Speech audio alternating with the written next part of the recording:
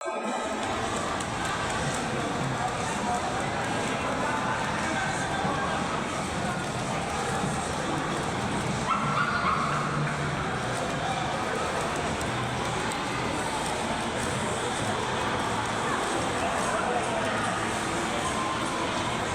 sana mabalitan yung sasakyan natin. May lilipad na. Meron na yata. Meron na. Sa Pilipinas, meron na eh.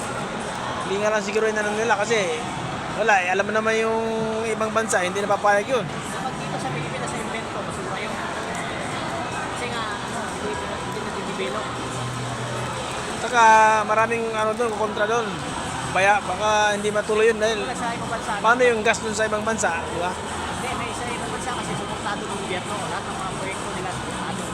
Kaya nga, Kasi gusto nilang palakasin yung kanilang yung gawa, yung bansa.